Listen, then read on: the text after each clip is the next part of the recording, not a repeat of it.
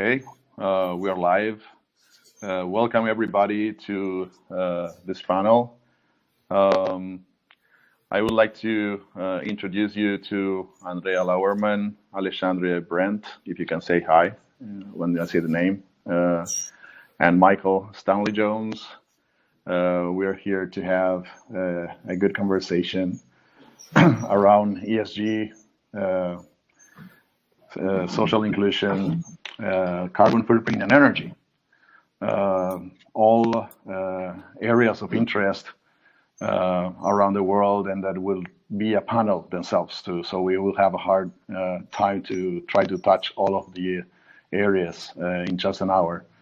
But I will first let each one of the panelists talk a little bit about what your projects or your areas of expertise are or were, and the relationship with the title of this panel. And then we will jump into a hopefully interesting conversation and see if we can get to some good conclusions and interaction with the public. So Michael Stanley Jones, you're free to talk and give us your intro. Thank you, Eduardo. Good evening, good afternoon, everyone.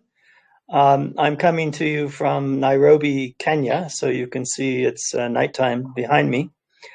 I'm with the United Nations Environment Program, working out of headquarters, working out of my home office, as you can see, near headquarters here in Nairobi.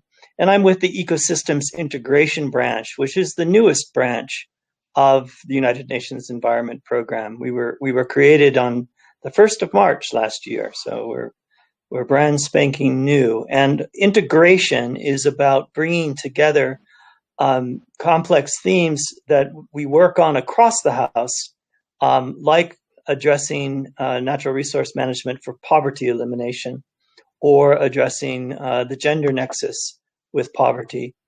And these are perhaps not the most traditional themes people associate with the United Nations Environment Program, but the integration branch works through partnerships and brings together different disciplines, kind of interdisciplinary branch, if you will, and tries to synergize the efforts of our organization, working also with other UN partners and stakeholders. So let me just by way of introduction say a little bit about my background. I have a California accent. I hope I still have a trace of a California accent. I'm from Silicon Valley. I grew up in Cupertino, California, where Apple is now headquartered. It was born there while I was still a high school student. And I worked on issues related to community right to know, particularly in the water sector, in watershed management, in water quality, drinking water quality, and also protection of riparian and estuarine environments and the oceans.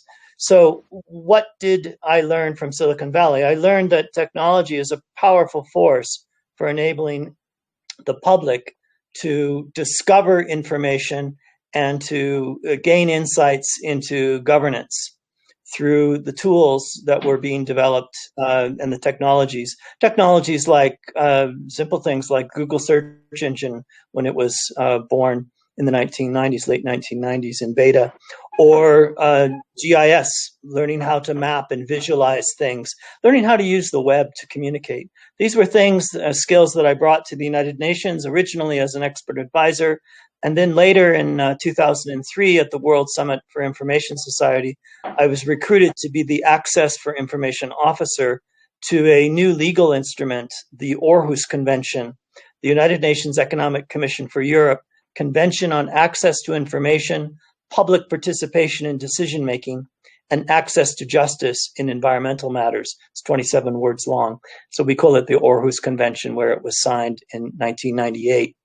And that convention was built off of Principle 10 of the Rio Declaration from 1992. It was the pan-European transposition of the values, the Principle 10 values that carried over into a legally binding instrument that governments from principally the European Union countries, but also Central Asia and the Caucasus all joined in the early days of that instrument.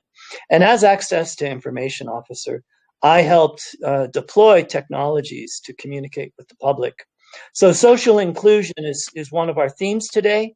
Also, environment, social, and governance, which we call in our organization environment and social sustainability safeguards. We have a framework at UNEP. We've just revised it. So those are very, very much living topics. We've also seen the Aarhus Convention's principles spread globally. So Principle 10 has a new agreement in Latin American and Caribbean region that government signed on to about 2 years ago, I believe. And although they may not be all treaties, they're not part of treaty law, they certainly are drawing from this tradition that started in 1992 with the Rio Declaration. I've been working, and I'll close with this. I've been working on two themes most of this year. One is to look at small island developing states and how they can employ digital tools and build robust environmental data sets to support their efforts to achieve sustainable development, to implement the 2030 Agenda for Sustainable Development. The other is my passion working with the fashion community and looking at how new technologies like blockchain can be applied to build out a more sustainable fashion sector. I'll stop there and cede the floor, but I'll be happy to discuss all of these topics in the next round. Thank you. Thank you very much, Michael, for that intro. Interesting background. Well, let's follow with Alexandre Brandt. Alexandre, welcome. Thank you. I am Alexandre Brandt, researcher at Embrapa Brazil. Embrapa is the Brazilian National Research Center for Agriculture. I'd like to thank the organizing committee for the invitation to this panel. And I would like to bring here to the discussion and provoke a reflection on how digital transformation can help a real case of food production. That is the main area of research in Embrapa.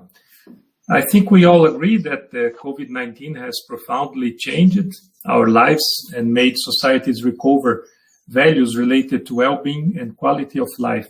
That means healthy eating and the environment are priorities for most of the society, most of the planet. And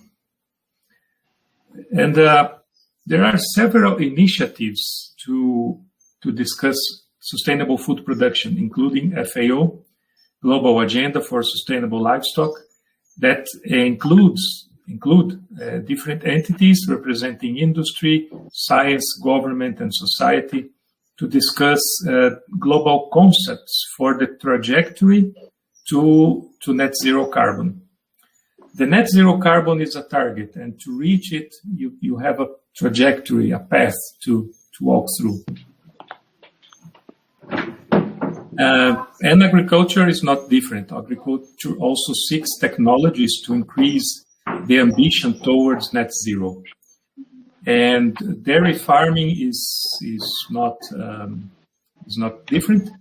And we've been studying a lot of research, studying a lot of production systems, and we found that there is a potential to explore environmental services, especially in the tropical and subtropical regions, and this includes also carbon removal or decarbonization, mainly in the soils and in the trees. So our research results published in international journals, they indicate that the intensification of production systems can reduce emission intensity. And emission intensity means how much CO2 equivalent we are emitting to produce 1 kilo of milk, meat, or vegetables, or whatever. So it's always related, it always relates the emission with the production. This is a nice index. And this intensification, however, has a limit to be sustainable. And the key to the success of the production systems is the adoption of the most appropriate technologies to that precise production system. But as a consumer, do the sustainable production system guarantee a sustainable product in my fridge? I think that here comes the digital technologies to help the real production. The milk production chain is complex, and what doubts should have a conscious consumer have? What solutions could the digital transformation bring? First of all, the production, in this case, I'm bringing the dairy production, the milk production, happens in a farm. And okay, so we know that we can produce in a sustainable manner in a farm, removing carbon in the soils, etc. But how can I prove that this product is really in all the chain is not losing this benefit of low carbon production? So we can I really know and check that cows are really raised in a low carbon environment? How can the technology help there? Do I need individual tags, animal tags connected to satellites and GPS to have their exactly position along the life or the production system, the production cycle? If I in the milking parlor, it's the place where cows are milked, how can I guarantee that cows are not mixed and I'm not mixing regular milk with low carbon milk? How to segregate these products? Also, during milk collection, usually there's a big truck that collects milk in the neighborhood, in a big truck, and takes all this milk to the industry. How can I segregate the low carbon milk that is in that truck? How can I have this traceability? And the same while processing, packaging, and distributing, is the label correct? Is this really the milk that came from that farm that was applying sustainable technologies? So as a conscious consumer, can I trust the label and the process? And is my consciousness distributed along the value chain and reached the farmer? That is the first elo of the chain. Can these technological solutions be certification, MRV processes, or a blockchain system there? So how can we work together? Dairy value chain is complex and responsible for economic, social, and environmental stability in several countries. And digital transformation can bring solutions and create business opportunities in these important food production chain. So these are my first ideas to enrich the discussion. Thank you. Thank you, Alexandre. Good insights, and I'm pretty sure we will continue to talk about that. Andrea, please introduce yourself and get us some humanity in this panel. Thanks. My name is Andrea Lauerman, and I'm very happy to be here and talk about people with disabilities and social inclusion, since these people are treated as invisible. I live in Guaratinguetá, which is a city located between São Paulo and Rio de Janeiro in Brazil. I'm the coordinator of the Lucas Amoroso Institute, a non-governmental organization that is a reference for surround seats in terms of people with disabilities. We have been attending families since 2006. Now we assist 83 families, and our youngest individual is a baby, is a 1 year old baby with a heart syndrome, called Lowe syndrome, and the oldest is 43 years old adult with Down syndrome. Unfortunately, we have 76 families on a waiting list for treatment. And that list are aged from 3 to 39 years old and have all different kinds of disabilities. Lucas Amoroso Institute works towards social inclusion and the guarantee of rights. We can state that in the current scenario, after COVID-19, digital inclusion is as important as social inclusion, since the online world brought people together, building up and maintaining social relationships.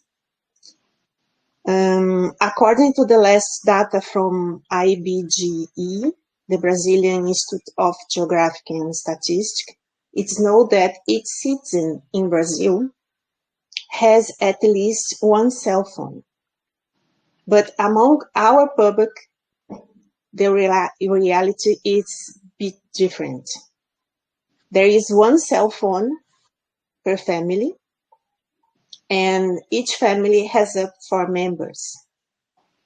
This one device is used to connect to all the apps, such as education ones, banks, and to perform all digital activities, like video calls and long-distance communication.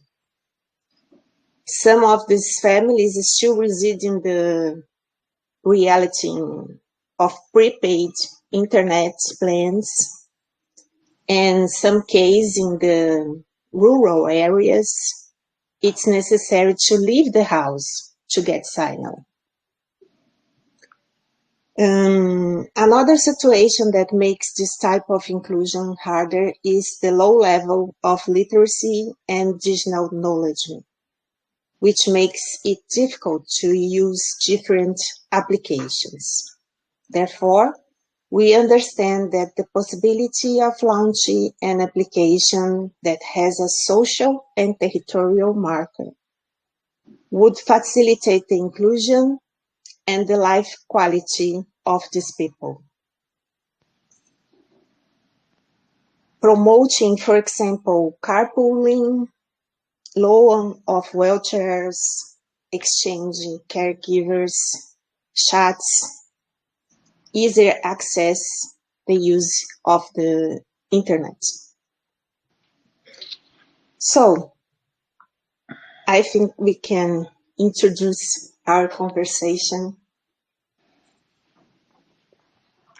Okay, thank you, Andrea. Well, I'll give a little intro myself. I'm the CEO, Eduardo Muñoz. I'm the CEO of EVShare Foundation. We've been working for the last 4 years as a foundation to promote decarbonization in urban environments by the integration of electric vehicle fleets and microgrids, bringing what's we call the future of energy communities. We believe in the decentralization of energy and mobility sectors towards decarbonization in urban environments, and we're working on that in California, Brazil, and Europe. With different type of projects, like, for example, a very iconic project we're following right now, which is a taxi service with electric vehicles in Belém city, in the north of Brazil, in the Amazon region. So it's iconic that we are creating, in a decentralized way, a mobility application that issues blockchain carbon credits with the emissions reductions we produce in the heart of the Amazon region, and creating maybe the biggest electric vehicle fleet outside of China in the world, where we were supposed not to be able to. So the thing is that what we believe is that technology we have today, creativity, and on top of that, goodwill will take us to where we want to go. But we need to start being a little bit less selfish. So one of the worries we are addressing is the lack of connection between ESG, climate change funds, and real projects that really bring solutions on the decarbonization side of the equation. We have a very inefficient connectivity today with old financial structures that try to manage and these funds in a way they were able to do it in the old way by having some conventional warrants and structures and contracts and stuff that doesn't work if we want to make this happen in the time we have to happen.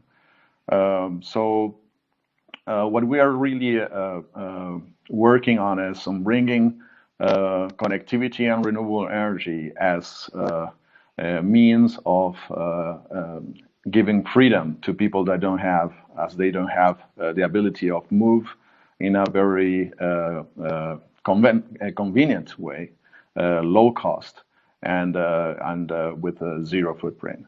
So we believe on the access of energy and communication being tools to create a better world, and that's part of what our developments are around. And having said that, I would like to ask you guys, and in the same order, how do you think, being that the social inclusion, carbon footprint, and energy is part of our titles in the panel, how do you think that the access to connectivity and the access to renewable energy or a greener, cheaper energy will help you guys to achieve your objectives in your projects? Starting with Michael, please. I would begin by criticizing the very project that the United Nations is mandated to implement, and it's friendly criticism. It's the Sustainable Development Agenda, the 2030 Agenda, that was adopted in 2015, and its 17 Sustainable Development Goals. At my organization, UNEP, we have just adopted a medium-term strategy for 2022 to 2025, and it has one new area in our program of work: digital transformation. And the group of digital champions at UNEP that is in dialogue on how we will implement this new program of work has pointed out that the SDGs, the Sustainable Development Goals, lack language to support access to the internet. The digital revolution passed by the SDGs, even though in 2015 we could see it coming. It had been coming for more than a decade, for decades. But still, there's hardly a reflection in the 2030 agenda of the digital agenda of the 21st century. So some have advocated there needs to be an 18th Sustainable Development Goal, because access to digital technology, the internet, and other technologies that are built off of the internet or built with the internet is a means, an enabling means of achieving across the board the goals that are set out in that agenda. So when you speak of access to energy, access to water, we could speak of access to mobility, access to information, my field. All of these are enabled through digital technologies. Digital transformation is opening up new horizons of possibility for us to distribute these social and technological benefits in ways that they have never been distributed before. You know, universal rights to access these technologies and the benefits they deliver. So to try to come at 30,000 feet or this being Brazil, 30,000 meters, perhaps even higher, and look down at how these three themes connect. The environmental, social, and governance frameworks, the transparency and accountability that flows from those frameworks and principles that embody them, like the Ecuador principles, for example, like the environmental, social, and economic safeguards framework of my organization. All of these are connected through the enabling technologies of digital transformation. So I think that's a starting point.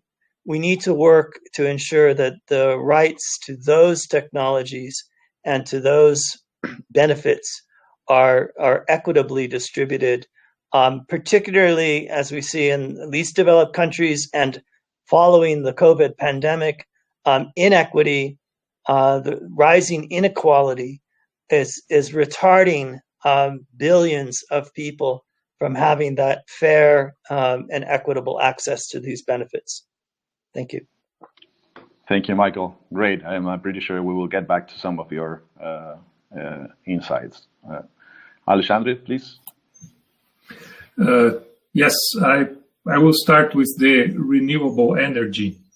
Agriculture is using renewable energy since the prehistoric era because of photosynthesis.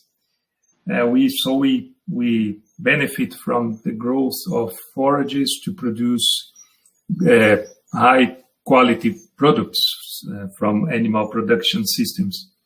But usually in farms, you have different options.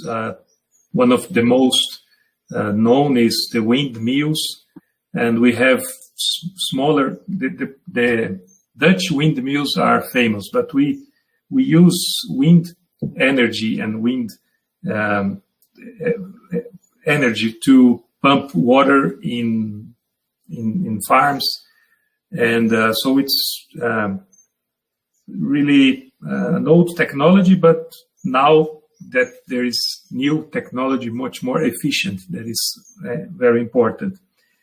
A lot of farms also can produce biogas by biodigestors. In case of livestock, if you have an intensive production system where you can accumulate manure, so you can generate electricity or heat by this accumulated methane that you can burn. There are also, especially in Brazil, that we have a more renewable energy matrix that is based on hydraulic generation and cogeneration by sugarcane mills that produce a huge biomass that is burned, and this energy goes back to the system, and it is every year it is harvested and burned. So it's important for our country. Related to connectivity, if I'm not wrong, last year the Brazilian Ministry of Agriculture mapped the access to internet in farms, and if I am not wrong, the number is 14%. 14% of the farmers have any or good access to internet.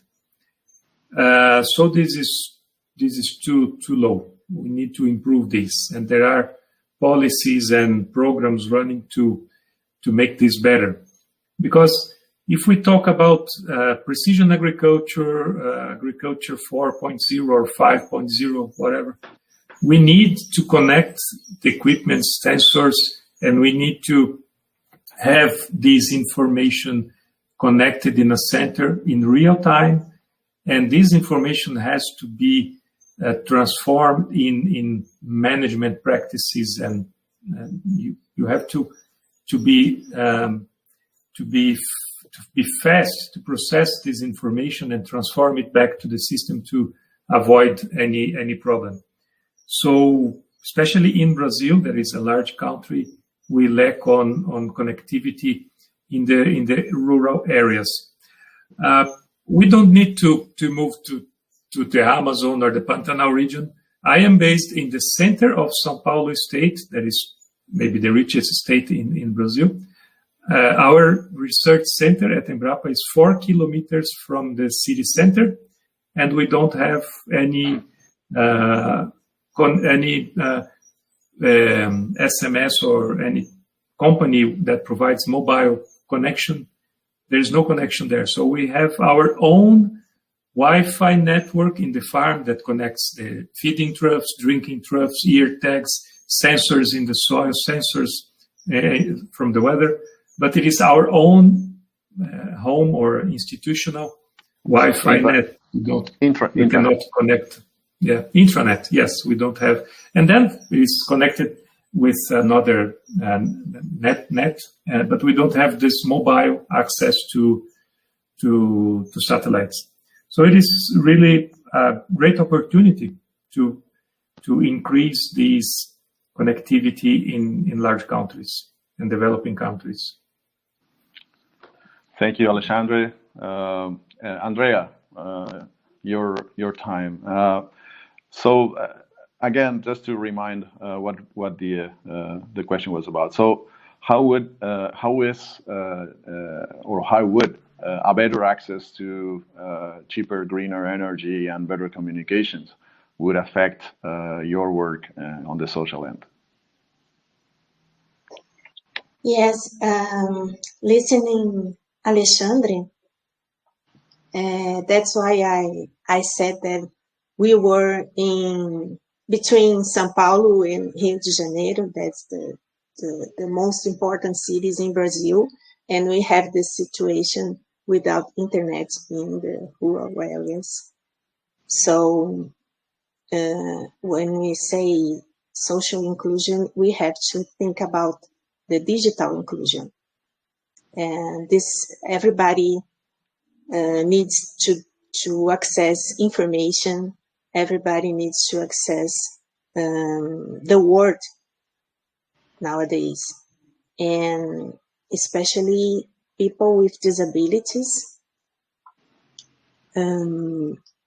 Is here in Brazil, they were in the most poor classes, the social classes, unfortunately, and the access is more difficult.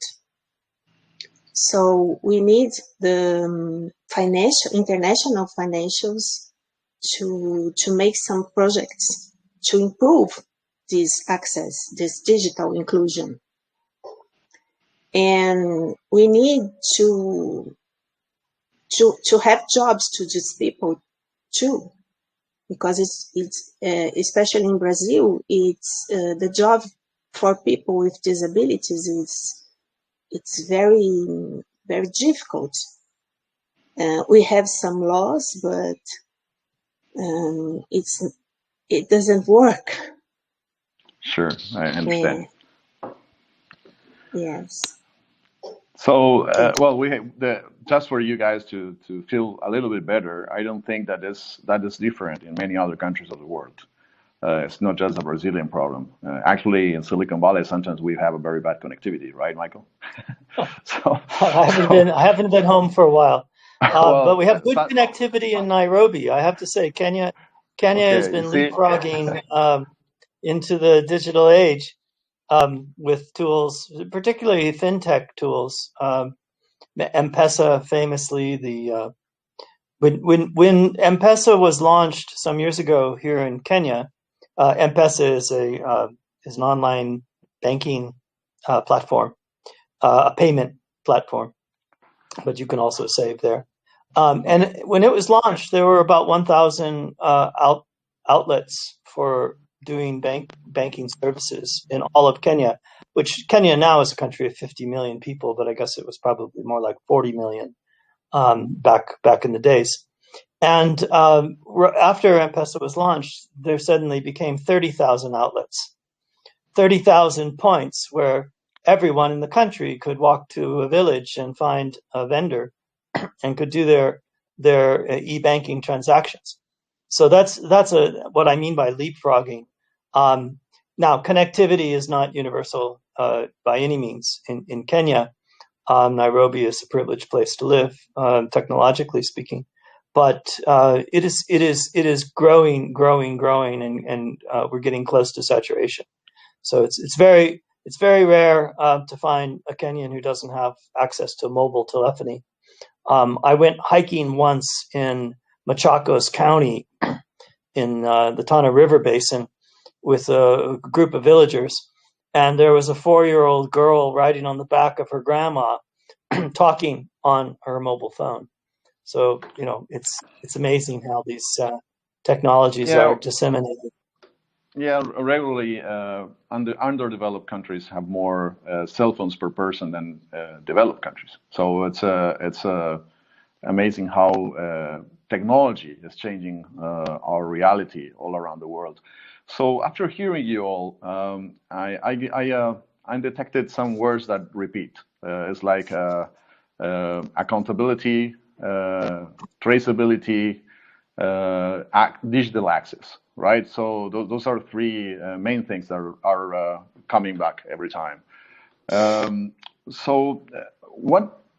I saw a question also from public about how we can make a corporation ESG action be better, and I think it's highly related to accountability and traceability, right? So I'm pretty sure that if we get those ESG and SDG standards related to with digital inclusion and the inclusion of access to technology, energy, and communications, we will be able to link ESG funds and corporations to this project that was one of my first statements when I started talking.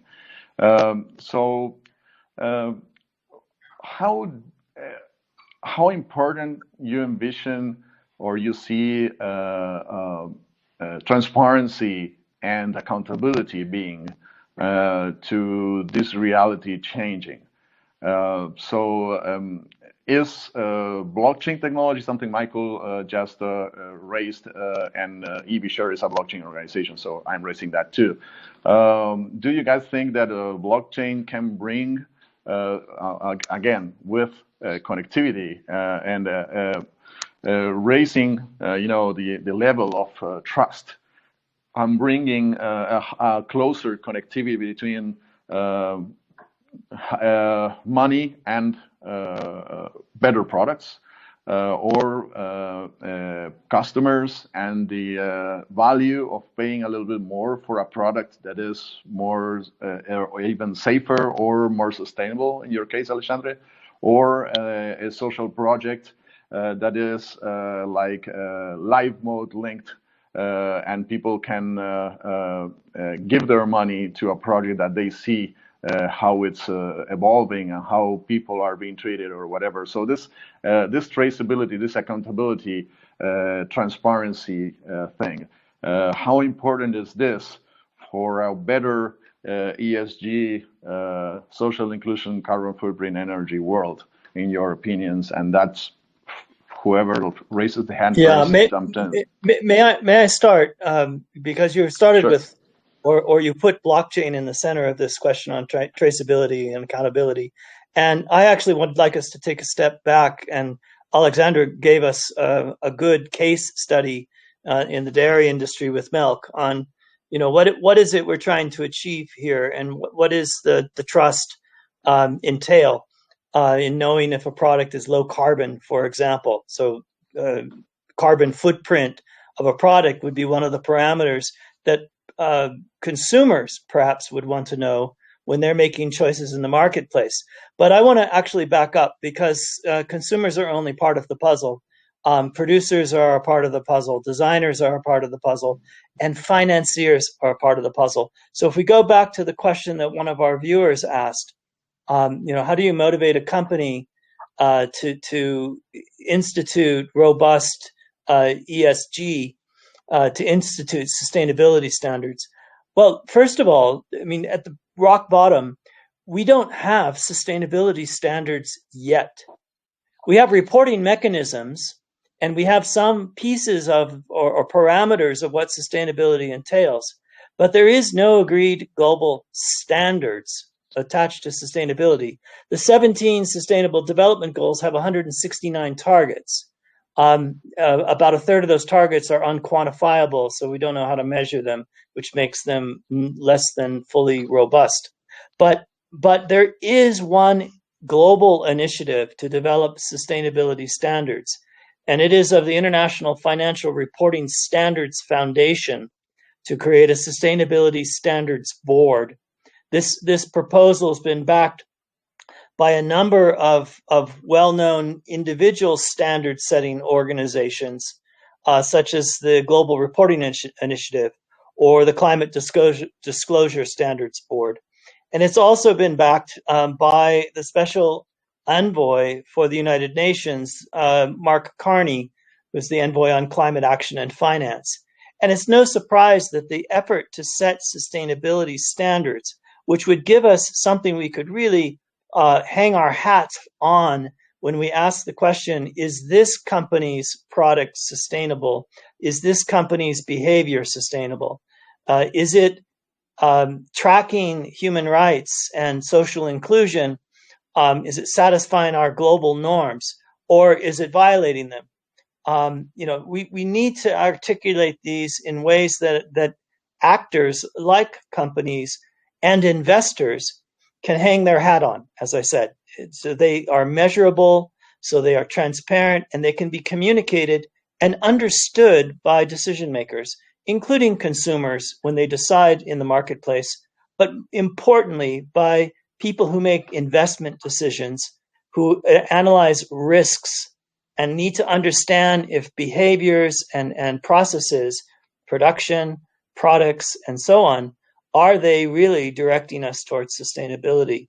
And that's what this standards setting process that is proposed by the IFRS Foundation might lead us to. It has worked before. We instituted in the last decade accounting standards that have been adopted by more than 140 countries. And it was also the International Financial Reporting Standards Foundation that led that effort to get a kind of global standard on how accounts are drawn up and audited. So now we need to do that with sustainable development.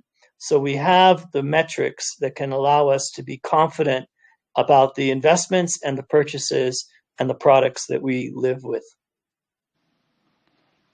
Okay, so that's a question being repeated there from our viewers, and it's how companies or corporations can enhance their ESG investment. I guess they need to create their own department of ESG or something, or get related to an ESG fund if they don't have the ability of evaluating their projects themselves.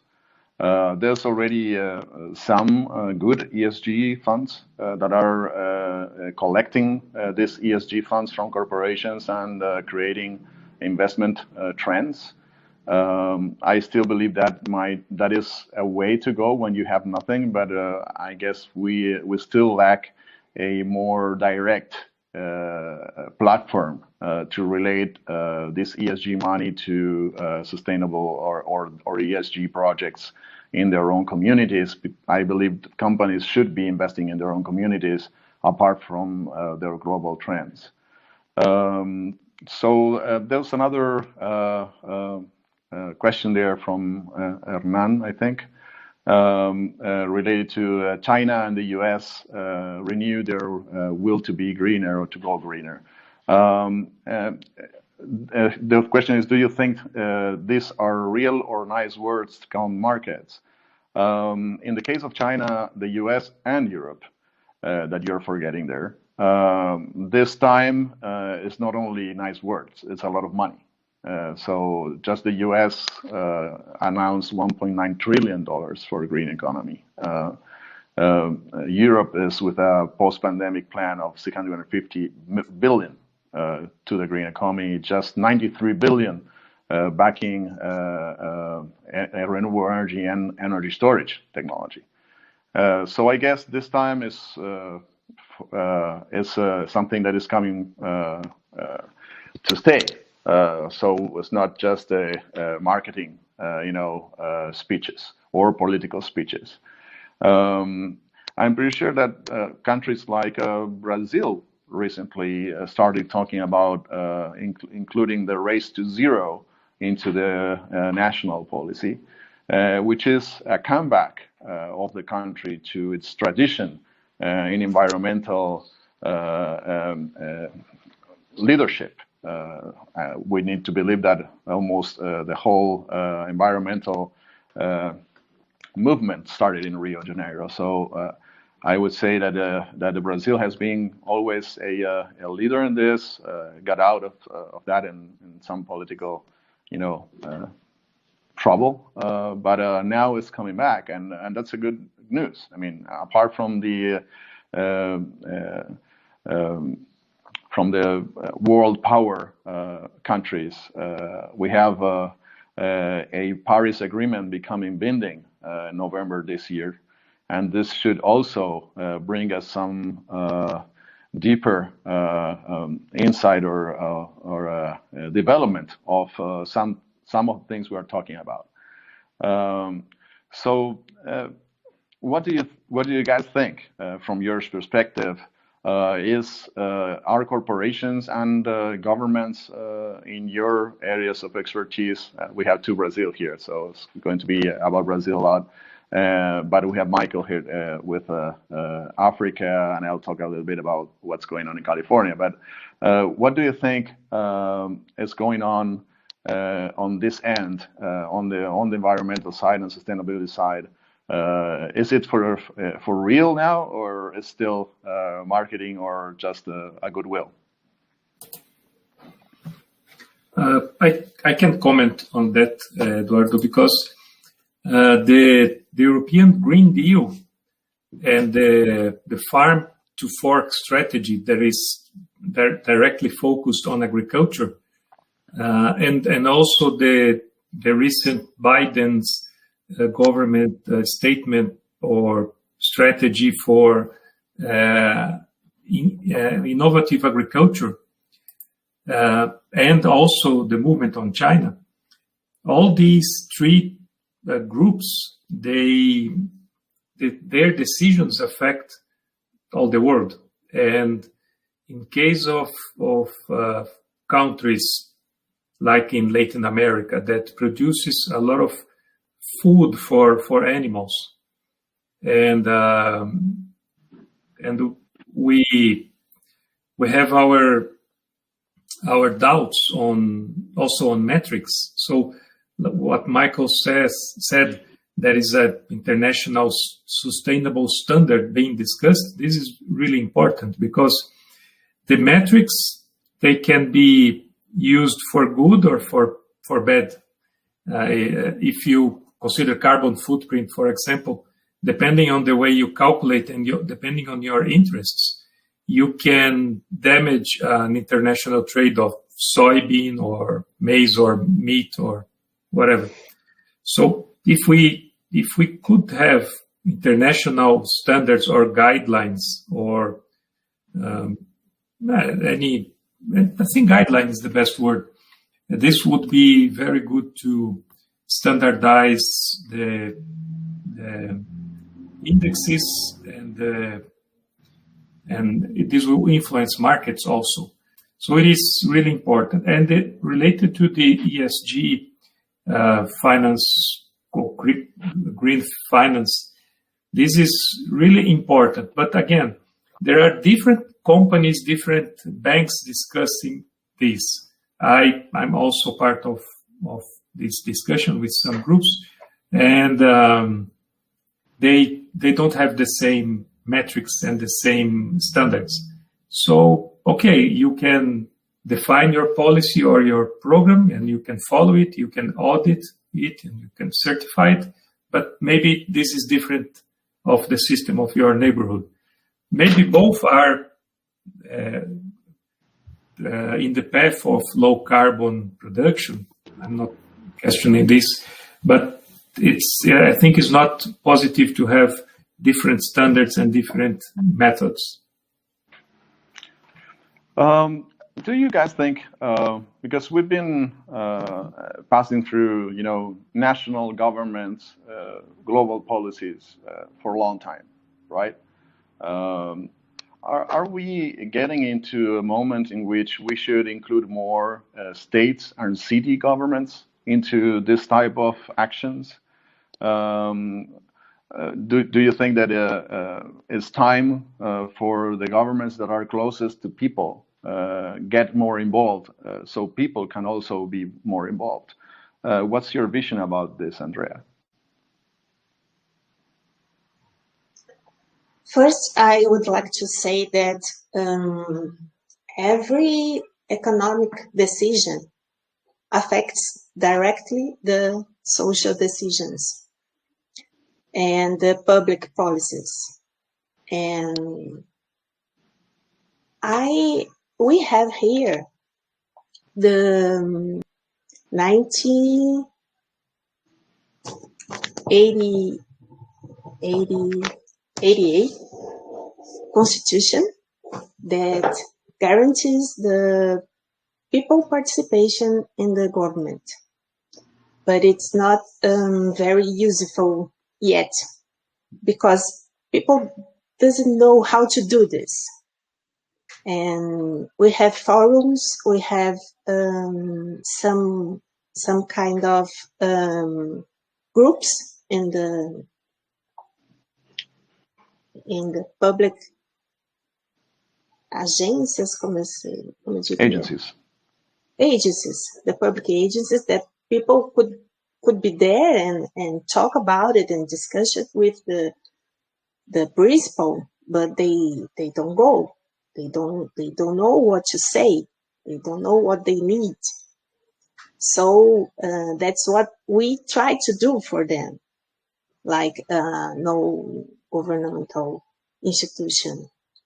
And we participate a lot in the decisions, in the public policy, but we see that the economy and the social is very related, unfortunately.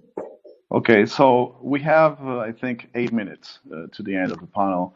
I would like to give 2 minutes each, and then including myself, to talk about what do you think would be a better way of increasing public participation. How we can involve communities in a more dynamic way, and if you have an idea, which would be the technology that would you use? Michael, please. I will start by backing the comments about social inclusion and social performance. There is some new research coming out of Asia looking at corporate performance and ESG from 2005 to 2017.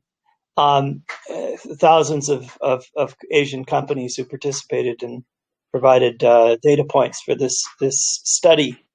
And the good news is that improved accountability, transparency, and stakeholder trust flowed from robust ESG structures and reporting. And at the same time, corporate performance tracked, it improved along with those robust structures of ESG. So the empirical question was, does it, is being transparent and accountable for your environmental, social, and governance performance benefit your bottom line and help your company's own sustainability, corporate sustainability? And the answer that came from this research is clearly yes. It's a virtuous circle. But moreover, when they looked at efficient allocations of resources in companies, they found that social performance makes the greatest contribution to the aggregate performance of corporate sustainability. So just coming back to the point about, is social inclusion, is public participation in governance, in review of governance, is transparent access to performance data that the public can evaluate and use and create feedback to the corporation, to the corporate sector. Is that useful? Does that actually help business? And the answer is clearly yes. It helps businesses be more sustainable. It helps them thrive. So that's good, solid empirical data that inclusion and participation and transparency and accountability all work hand in hand to support the sustainability of a company. How can we enhance that kind of participation and inclusion? And what kinds of technologies, you asked, would enable that? We've seen a lot of progress with blockchain. I knew we'd get back to blockchain eventually. Blockchain is the technology that creates the Internet of Trust. And that is burgeoning sector of ICT that is helping renew our faith in each other and the believability of what we're doing, even though we're communicating at a distance.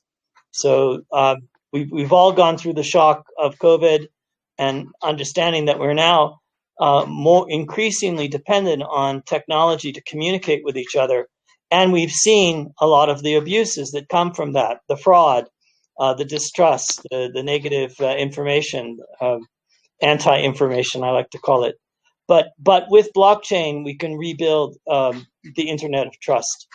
And so that's where I'm putting my bets currently on where progress will be made in the short term. Thanks. Okay, thank you, Mike.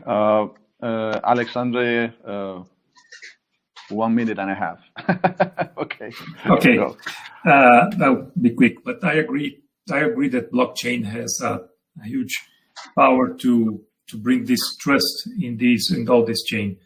If we consider, if we want to involve different people in a common purpose, the group need to find the cement or the amalgam to this group, to this purpose. And digital communication and connectivity is essential for this.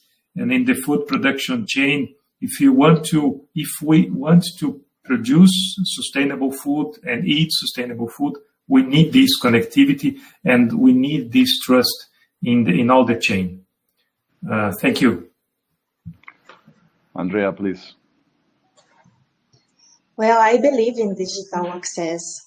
I believe in the access of for information for everybody, and I'd say that these big companies want to do something for this kind of people, and we have a very good work, and we are transparent, and I believe that we can make a better world, like you said in the beginning. Thank you. You're welcome. Well, on my side, I'm not going to repeat what Michael said, but because I agree on much of what he said. I'm just going to say that the ability that blockchains brings us to make trust higher and accountability and being able to make possible that people participate with their votes in the decision making is good, as soon as we can provide a good and fair amount of information. So people start getting educated and their participation being more pertinent, I would say, and more and better for the social improvement. So I would say that's a little bit the challenge of being able to give a non-directed information, but all the information available, and make the case of each one of the options, so people can start and be educated to a more bold participation in the future of their own societies and their own communities. And I think that's a very exciting time, and again, very exciting moment. For what my clock says, our time has gone. I don't know, Anne, if you want to tell us if we have any more time or if we are done. If we are done, I will thank all the viewers and the participants of this panel. It was exciting to talk with each one of you. Hope to continue in touch and be able to interact and work all together in the direction of a better world, as I said in the beginning, as Andrea just said, which is, I think, the objective all of us have.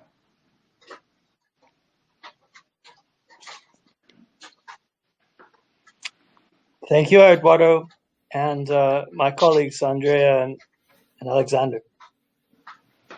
Thank you. Thank you all. Congratulations, Eduardo, for the moderation. You were precise on time. It was a pleasure to join this panel with you. I was curious, Michael, if there's any website for this Sustainable International Standard Board, if you can share with us. I don't know if we are still live or just in the private chat, but surely it's the website of the foundation that I mentioned, the International Financial Reporting Standards Foundation. And they have a public consultation they undertook last autumn, November, December. You can read Mark Carney's input, as well as all the other inputs by stakeholders. The time frame for setting up a standards board, a sustainability standards board, is by 2025. So we have some time. And I see Hilton has made a comment. Yeah, just thanking us all for the participation. Thank you, Hilton. Let me say bye-bye. Thank you for everything. And thank you, Eduardo. You have a great connection between us. Sure. Please, all of you, get in touch directly with me by WhatsApp. Let's keep the contact and to ensure that we can help each other somehow. Alexandre, com certeza a gente precisa conversar, então escreve para mim, por favor, não esquece. A Andrea também. Vamos tentar colaborar com vocês, tá bom? Muito obrigada. Okay. Sorry about the Portuguese part of the speech, Mike. It's okay. But I was just making sure that they get in touch with me because we are having actions in the same country. And